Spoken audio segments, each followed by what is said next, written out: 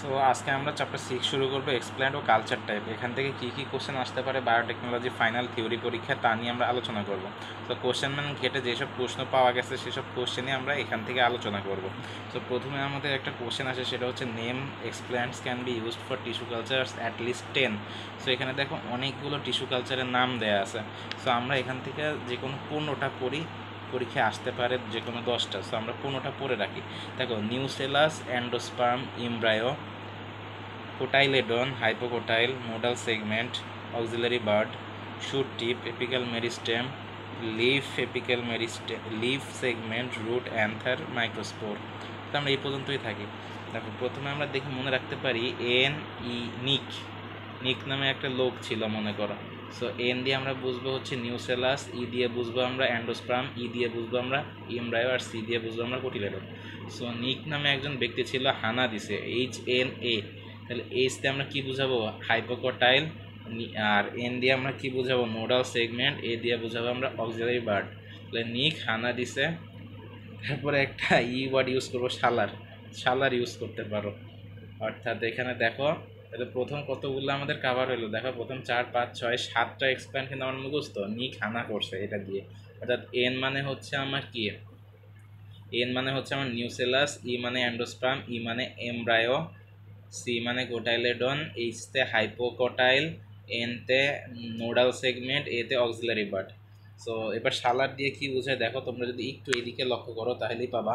সেটা হচ্ছে তোমার এসতে হচ্ছে শুট টিপ, এসতে হচ্ছে শুট টিপ, এতে হচ্ছে এপিক্যাল মেরিস্টেম, এলতে হচ্ছে লিফ সেগমেন্ট, লিড সেগমেন্ট, আর এতে হচ্ছে অ্যান্থার, আর আরতে হচ্ছে রুট। তাহলে এসতে কি? শুট টিপ, এতে কি? এপিক্যাল মেরিস্টেম, এলতে কি? লিড সেগমেন্ট, লিড সেগমেন্ট, এতে কি? এতে হচ্ছে তোমার অ্যান্থার, আর আটতে কি? আমার রুট। সো দেখো 1, 2, 3, 4, 5, 6, 7, 8, 9, 10, 11, 12টা পড়া কিন্তু হয়ে গেল অলরেডি। তো তারপরে আরেকটু মনে রাখতে পারো যে শালার এমপি দিয়ে মনে রাখতে পারো। তাহলে এমপি দিয়ে যদি মনে রাখো, তাহলে এমতে হবে কি? মাইক্রোপোর, আর পিতে হবে কি? Pollen, protoplast, sorry protoplast. তারপরে রিফাত নামে অনেক ব্যক্তি থাকে, তার রিফ দিয়ে মনে রাখতে পারো রিফ পিয়ার, রিফাত পেয়ার, এরকম একটা কিছু দিয়ে মনে রাখা যায়। অর্থাৎ মাঝখানেগুলো একটু বাদ দিলাম, সিএসবিএস এটা একটু পরে পড়ি। সো আমাদের রিফ পেয়ার যদি মনে রাখতে পারি, তাহলে আরতে রাইজম, আইতে ইনম্যাচিওর ইনফ্লোরোসেন্স, এফতে ফ্লাওয়ার পেটাল। আর আমরা যদি পেয়ার মনে রাখতে পারি, অর্থাৎ PR, পিতে হচ্ছে পেটিওল, আর আরতে হচ্ছে র্যাকিস। তাইলে প্রথম আরতে কি? রাইজম, তারপর ইম্যাচিওর ফ্লোরোসেন্স, তারপর এফতে কি? ফ্লাওয়ার পেটেল, আর এই পি দিয়ে কি? পেটিওল, আরতে কি? র্যাকিস। তাই অনেকগুলো মুখস্থ করে ফেললাম। CSBS এটা যদি চাও মনে রাখো, না হলে নাই। আচ্ছা আমরা একটা কোশ্চেনই 3-3.5 মিনিট সময় দিয়ে দিলাম, এবার সামনের দিকে যাই। এরপর হচ্ছে আমাদের তারপরে যে কোশ্চেন, সেটা হচ্ছে আমাদের ডিফাইন দ্য এক্সপ্ল্যান্ট। সো এই যে দেখো এখানে এই অংশটুকুই আমাদের ডেফিনেশন এক্সপ্ল্যান্টের। সো ডেফিনেশন এক্সপ্ল্যান্টের এইটুকু অংশই, যেমন any small portion or segment of plant tissue or organ separated from a mother plant and used for tissue culture is called the explant. অর্থাৎ এক্সপ্ল্যান্ট জিনিসটা কি? একটা small portion or segment of a plant tissue or organ separated from mother plant used for tissue culture। দেখো কতগুলা শব্দ। any small portion or segment of plant tissue or organ separated from a mother plant and used for tissue culture। অর্থাৎ আমাদের 4টা কথা, সেটা হচ্ছে any small portion or segment of plant tissue or organ separated from a mother plant used for tissue culture is called explant। অর্থাৎ আমরা যেই small পোর্শনটুকু বা সেগমেন্টটুকু নিব প্ল্যান্ট টিস্যু বা অর্গান মাদার প্ল্যান্ট থেকে আলাদা করে টিস্যু কালচারের জন্য, তাকে আমরা বলবো এক্সপ্ল্যান্ট।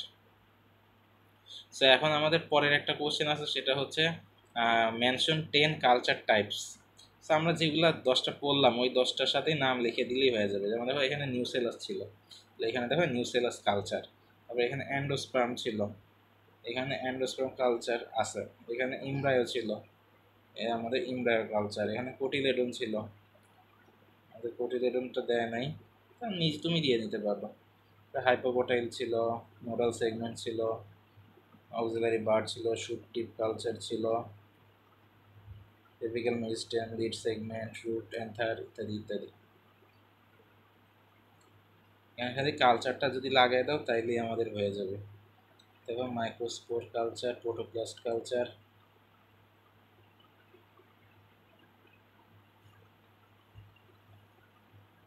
আমরা কি বেশি পড়লাম?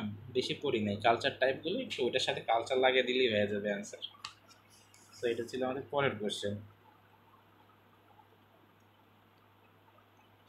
তো এবার আমরা তারপরের কোশ্চেনে যাই। হচ্ছে এর পরবর্তীতে আমাদের কোশ্চেন আসছিল, এইগুলো থেকে বেশি কোশ্চেন আসে নাই, আমাদের কোশ্চেন আসছিল অ্যান্থার কালচার থেকে। অর্থাৎ আমাদের কোশ্চেন আসছে একদম কোথা থেকে? আমাদের কোশ্চেন আসছে হচ্ছে একদম এই জায়গা থেকে, অ্যান্থার কালচার। অ্যান্থার কালচার এই জায়গায়। সো অ্যান্থার কালচার নিয়ে কিন্তু ভালোই কোশ্চেন আসছে, সো সেগুলো আমরা একটু পড়বো এখন। তো another culture, in vitro culture of anther is carried out to obtain haploid plants. তো অ্যান্থার কালচারটা দেখো, অ্যান্থার কালচার হচ্ছে in vitro culture of another is carried out to obtain haploid plants. অর্থাৎ আমরা অ্যান্থার ইউজ করবো কিসের জন্য? Haploid প্ল্যান্টের জন্য। Haploid can be obtained by direct embryogenesis. Haploid আমরা কীভাবে পেতে পারি? ডিরেক্ট ইমব্রায়োজেনেসিসের মাধ্যমে পেতে পারি। From immature pollen grain which result in the formation of haploid plantlets. তো হ্যাপ্লয়েড আমরা পেতে পারি ডিরেক্ট ইমব্রায়োজেনেসিসের মাধ্যমে। ডিরেক্ট ইমব্রায়োজেনেসিস পদ্ধতিতে কিসের কি থেকে? ইমম্যাচিওর পোলেন গ্রেন থেকে, যেটা আমাদের একটা হ্যাপ্লয়েড প্ল্যান্টেড রেজাল্ট দিবে। Alternatively, the microspore form culture anthers can initially divide to form a callus which can later be induced to develop embryos. Alternatively, the microspore from culture anthers. Alternatively, the microspore from culture anthers can initially divide to form a callus which can later be induced to develop embryos.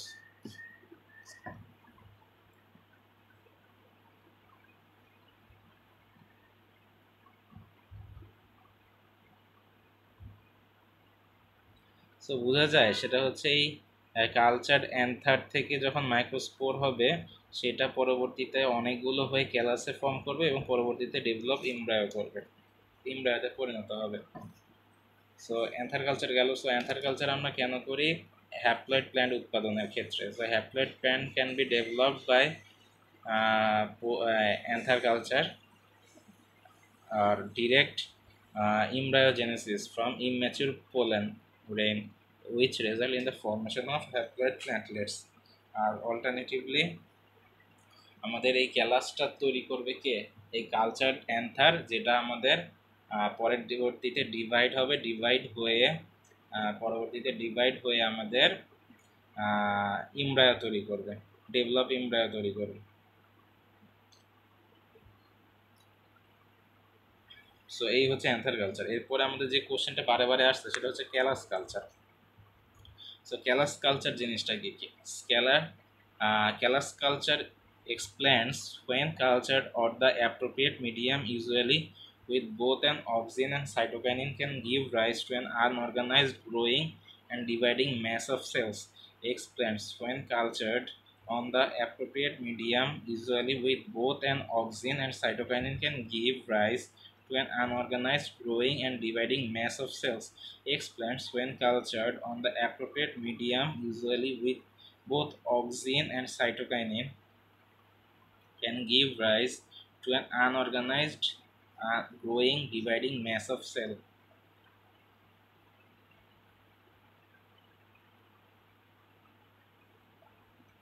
In culture, this proliferation can be maintained more or less indefinitely, provided that the callus is subcultured on fresh medium periodically.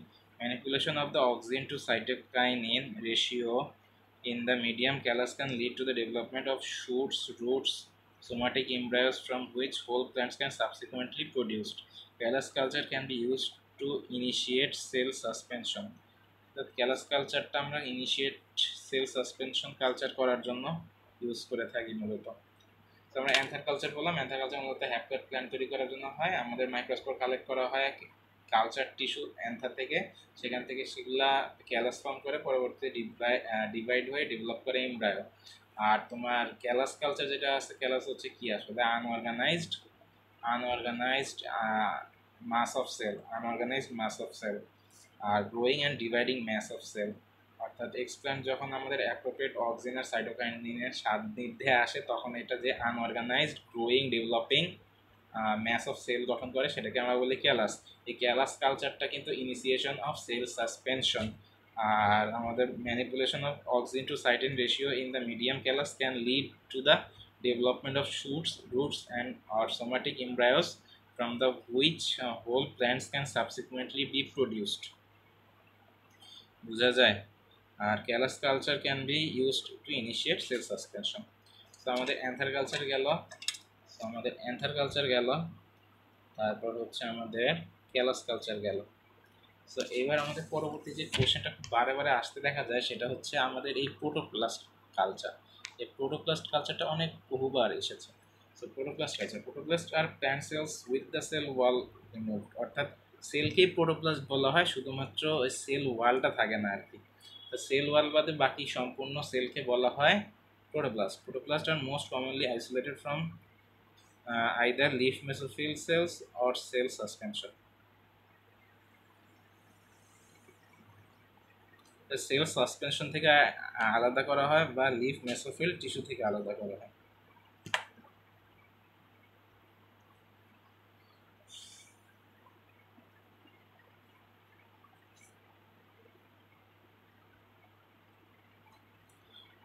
Protoplasts are plant cells with the cell wall removed. Protoplasts are most commonly isolated from either leaf mesophil cells or cell suspension.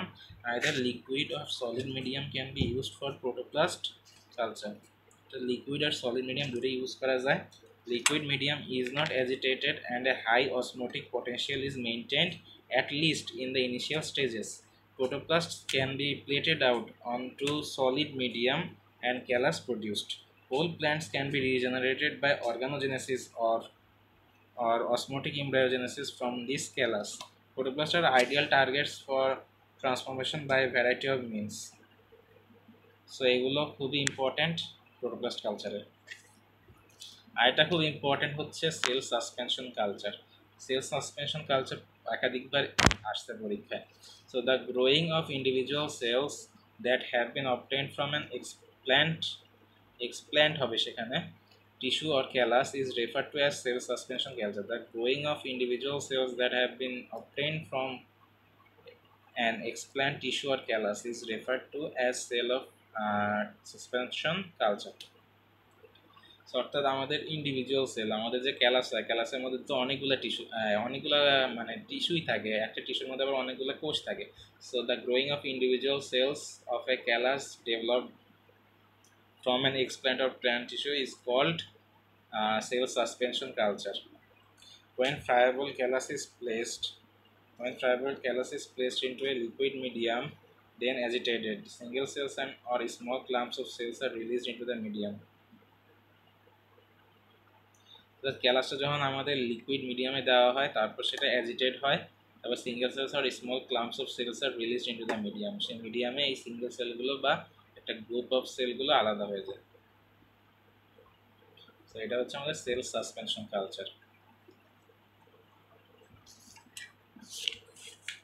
আমরা যদি পরেরটাতে আসি সেটা হচ্ছে আমাদের isolation of protoplast. এটা থেকে অনেক question আসে।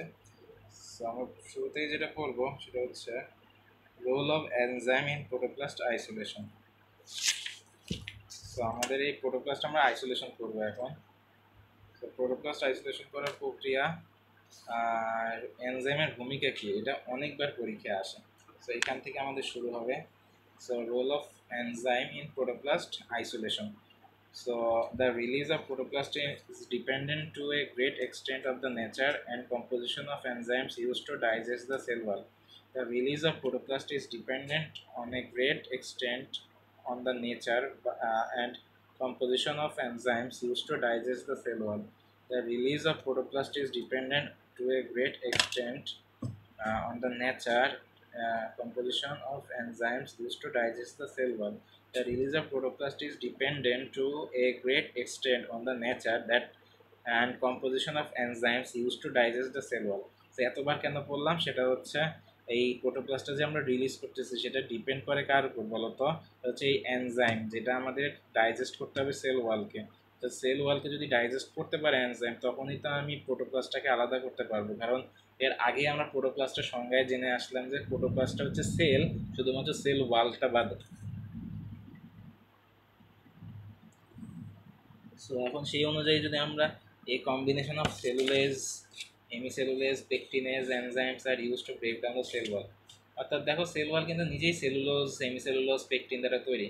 সো আমরা এগুলোর অ্যান্টি এনজাইমগুলো ব্যবহার করবো, সেটা হচ্ছে cellulases, hemicellulases, pectinase enzymes are use to break down the cell ওয়াল।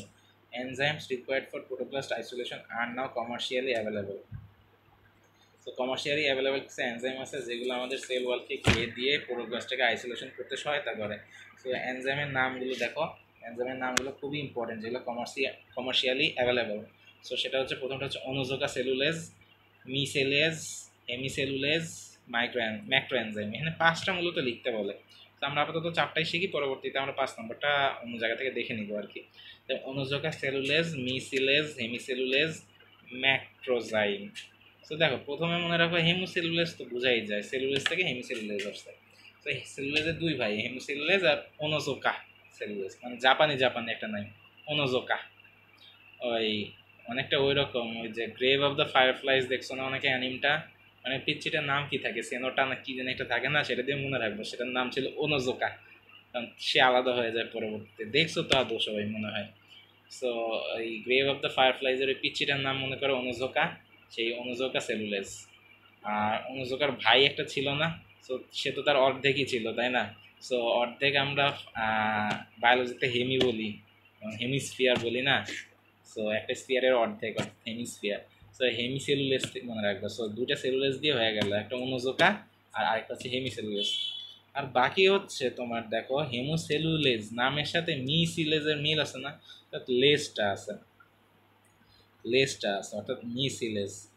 দেন হচ্ছে আমাদের ম্যাক্রোজাইম, এনজাইমের আরেক নাম তো জাইম থাকবেই, অর্থাৎ ম্যাক্রোজাইম, বড় জিনিস খায় তার জন্য নাম ম্যাক্রোজাইম, এবার মনে রাখা যায় আর কি।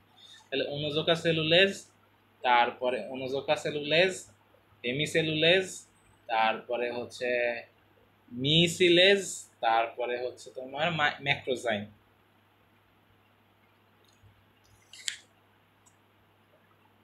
So role of enzyme in protoplast isolation কিন্তু এখনো শেষ হয় নাই, এখান থেকে শুরু হয়েছে, এখানে কিন্তু শেষ হবে। So A plant sell is multilayer component, আমরা সবাই জানি এ plant sell is multilayer component. It have cellulose, hemicellulose, pectin layer. Hemicellulose হবে এখানে। So cellulose, hemicellulose, pectin layer, অর্থাৎ মাল্টি লেয়ার থাকে না, প্রথম লেয়ারে সেলুলোজ, পরের লেয়ারে হেমিসেলুলোজ, পরের লেয়ারে pectin. So cellulase and hemicellulase are the components of primary and secondary structure of cell wall, while pectin is a component of a medial lamella. Pectin is a component of medial lamella that join the cells.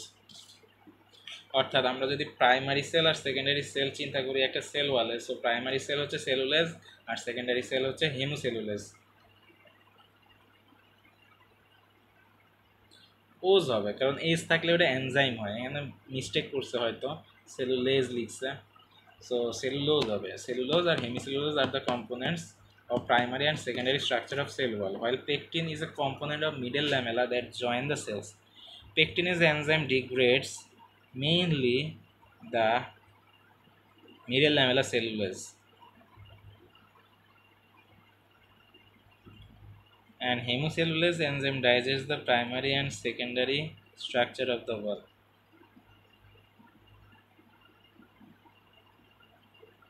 So extra cellulose লাগে না,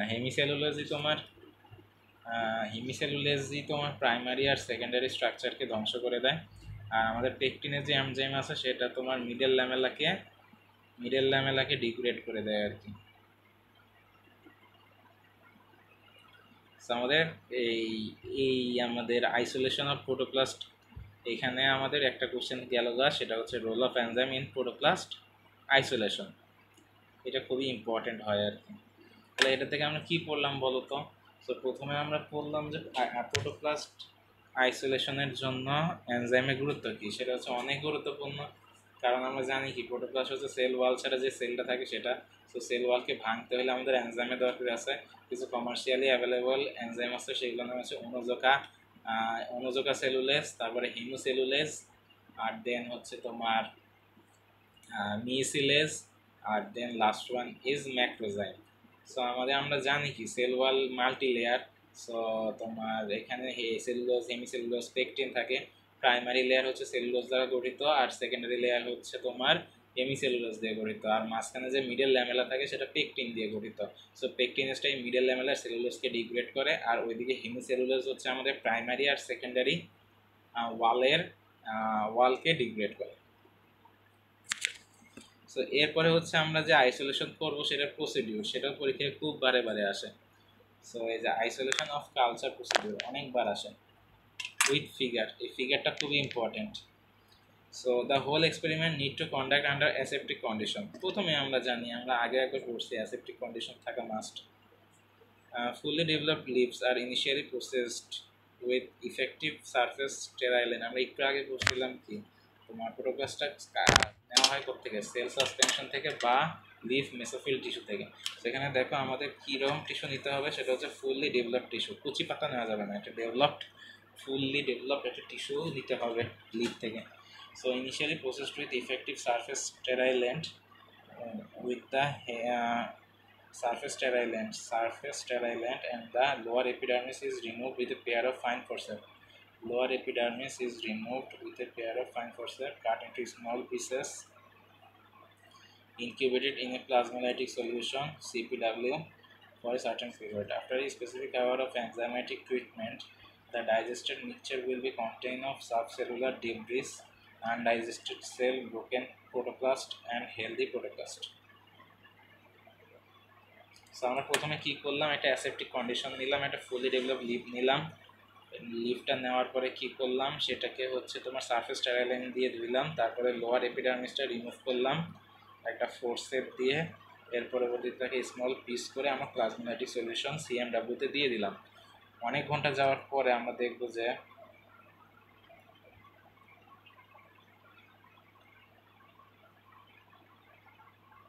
আমরা যে enzymatic treatment দিছি ভিতরে প্লাজমাটিক সলিউশনের ভিতরে, সেটা কি করবে, সাবসেলুলার ডেব্রিস, কিছু ময়লা আবর্জনা, আনডাইজেস্টেড সেল, কিছু ব্রোকেন প্রোটোপ্লাস্ট আর কিছু হেলদি প্রোটোপ্লাস্ট সহ বের হবে।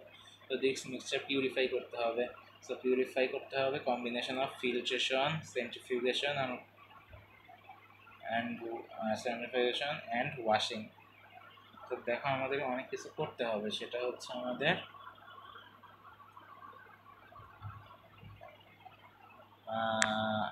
combination of filtration, centrifugation and washing.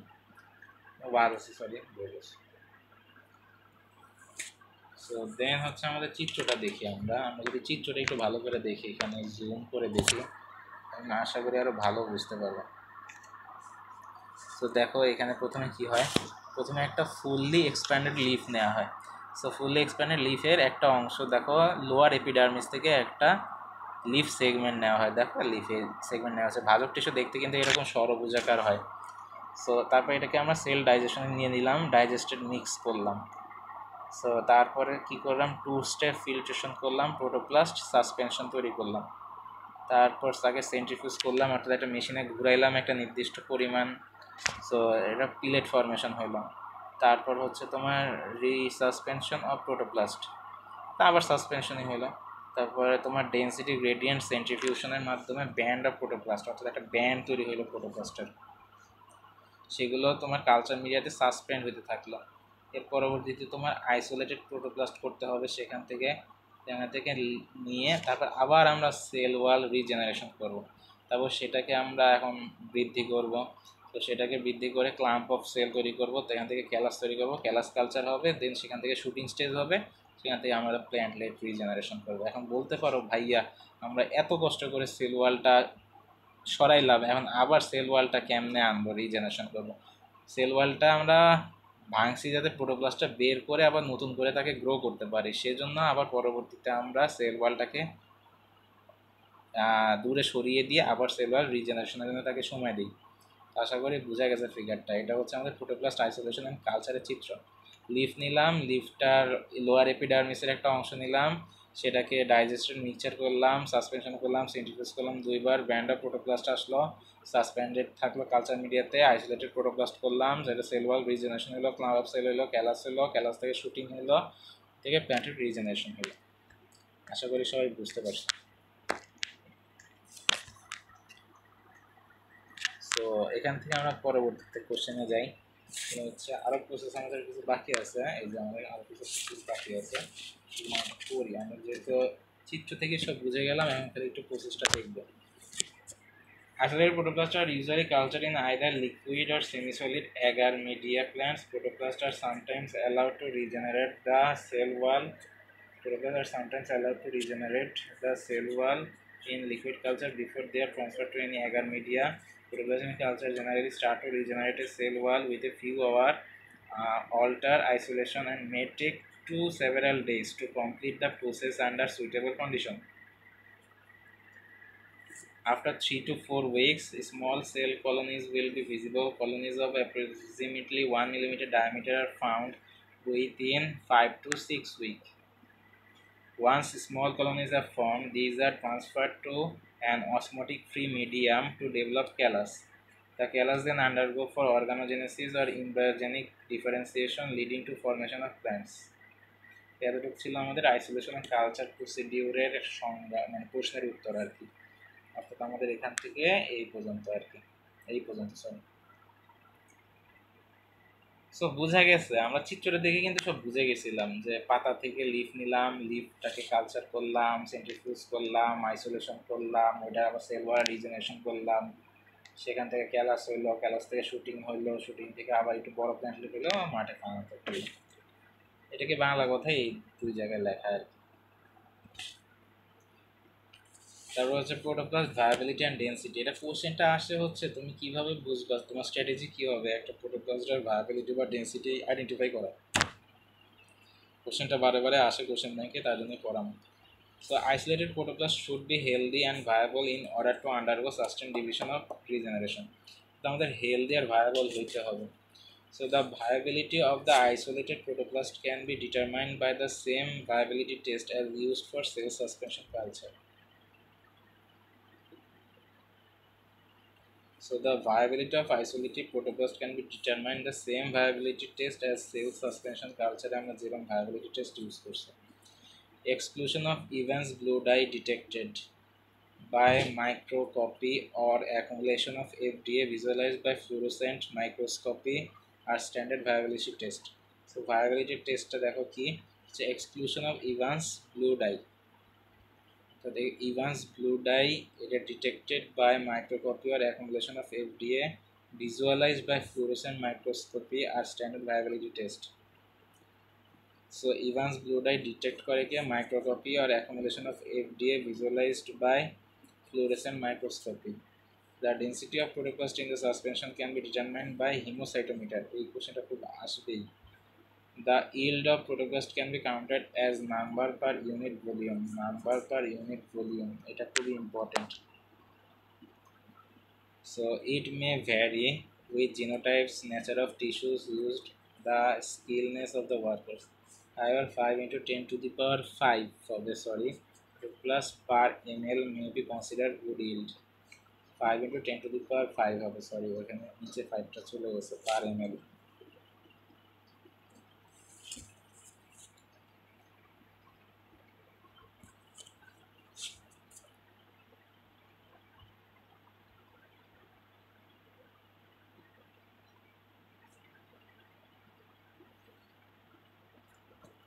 তো তারপরে হচ্ছে সোমাটিক হাইব্রিডাইজেশন। এই প্রশ্নটা আসে হচ্ছে ডিফাইন সোমাটিক হাইব্রিডেশন, আর এই সোমাটিক হাইব্রিডাইজেশন থেকে অনেক কোশ্চেন আসে। তো আমরা আগেরটা বুঝলাম কিনা, আগেরটা একটু কঠিন ছিল, সেটা হচ্ছে প্রোটোপ্লাস্ট ভায়াবিলিটি অ্যান্ড ডেন্সিটিটা। সো প্রোটোপ্লাজম ভায়াবিলিটি মানে কি, এটা একটা হেলদি ভায়াবল প্রোটোপ্লাস্ট হইতে হবে। সো এটার ভায়াবিলিটি টেস্টটা অনেকটা সিমিলার, সেটা হচ্ছে সেল সাসপেনশন কালচারে ইউজ করার মতো, অর্থাৎ exclusion of Evans blue dye detected by microscopy or accumulated of FDA visualized by fluorescent fluorescent microscopy or standard viability test. The density of protoplast in the suspension can be determined by henocytometer. The yield of protoplast can be counted number per unit volume. It may vary with genotypes, nature of tissue used, the skillness of workers. However, 5 into 10 to the power 5 protoplast per ml may be considered as good yield.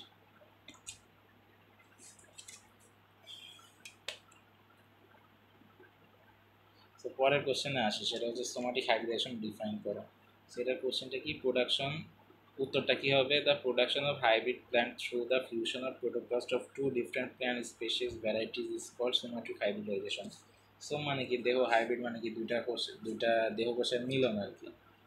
So production of hybrid plant, অর্থাৎ hybrid plant প্রোডাকশনের জন্য আমাদের fusion of protoplast, আমরা যে isolation করলাম, অর্থাৎ এখন এটাকে ফিউশন করবো দুই বা ততোধিক ডিফারেন্ট প্ল্যান্ট স্পেসিস বা ভ্যারাইটি মধ্যে যে প্রোটোপ্লাস্ট আমরা আলাদা করলাম, সেটাকে ফিউশন করার প্রক্রিয়াকে বলা হয় সোমাটিক হাইব্রিডাইজেশন। অর্থাৎ production of hybrid plants through the fusion of protoplast of two different plant species varieties is called somatic hybridization. The process involves isolation of a large number of viable protoplasts and subsequent induction of fusion of the protoplast. Protoplast fusion is one of the most promising methods for achieving genetic improvement of plant.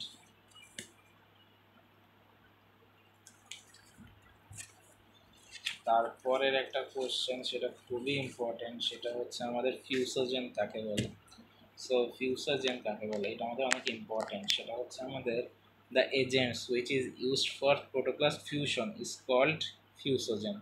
অর্থাৎ fusogen কী করে, fusion করে। The agent which is used for protoplast fusion is called ফিউসোজেন।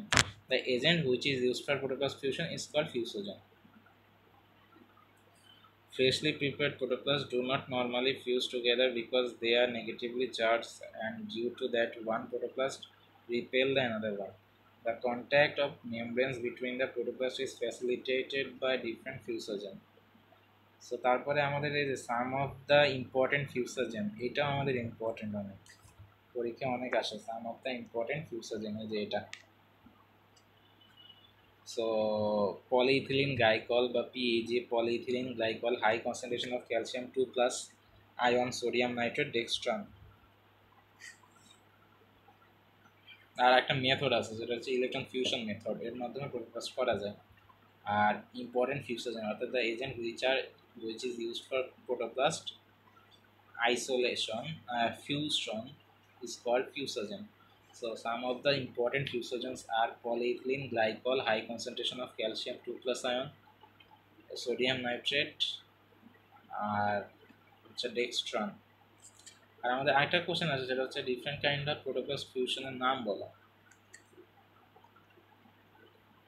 So protoplast ফিউশনের জন্য different টেকনিকগুলো কী কী বলা, সেটা হচ্ছে high pH and high calcium 2 plus treatment method, polyethylene glycol induced method, আর electrofusion method.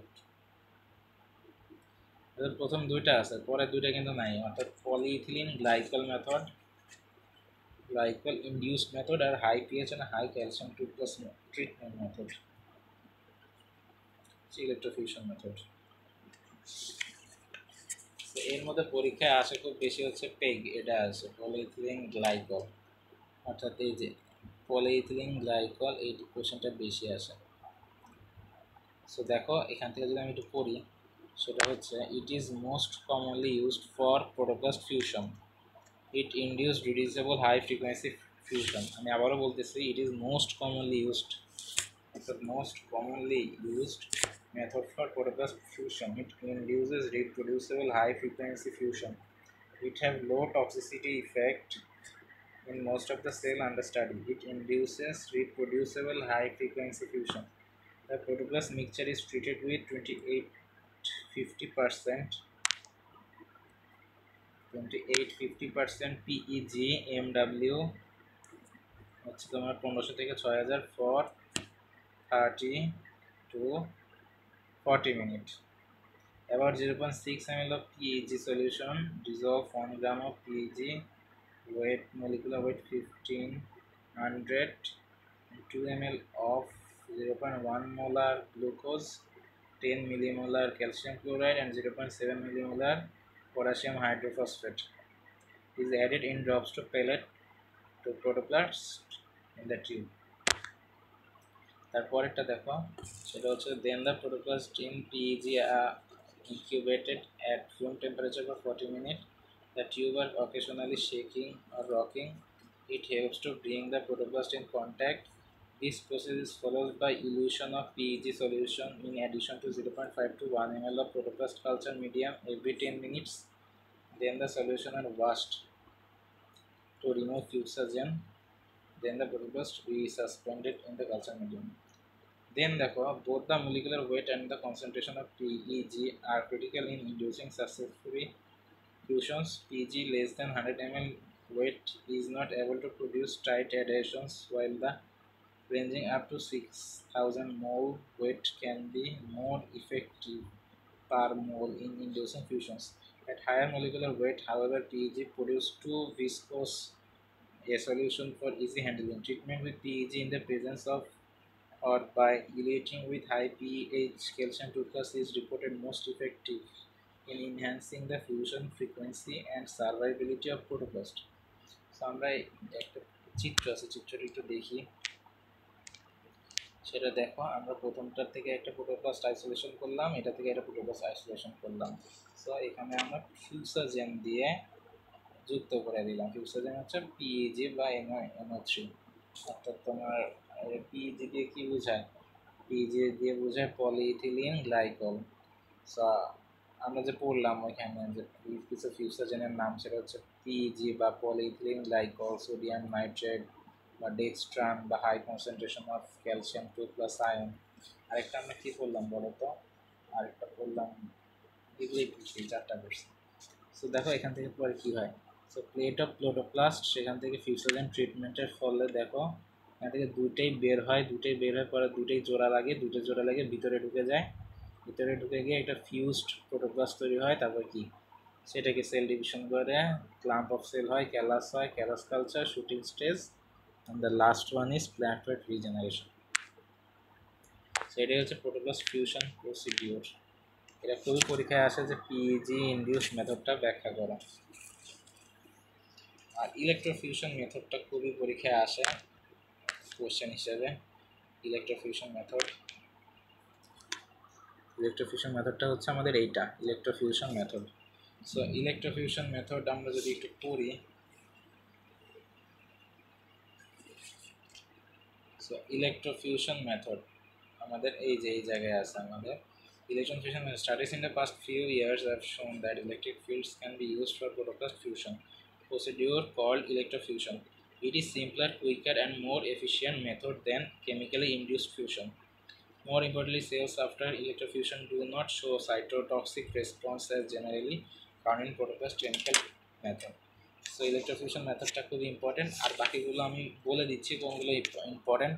সেটা হচ্ছে সিমেট্রিক আর অ্যাসিমেট্রিক সোমাটিক হাইব্রিডের ডেফিনেশনটা খুবই important, cybrid কী এবং সাইব্রিডের গুরুত্বটা ইম্পর্টেন্ট, আর লাস্ট আমি সোমাটিক সাইব্রিড আর সাইব্রিডের মধ্যে পার্থক্য, এটা পরীক্ষায় আসে। আর একটা কোশ্চেন পরীক্ষায় আসে, সেটা হচ্ছে অ্যাপ্লিকেশন অফ সোমাটিক হাইব্রিডাইজেশন।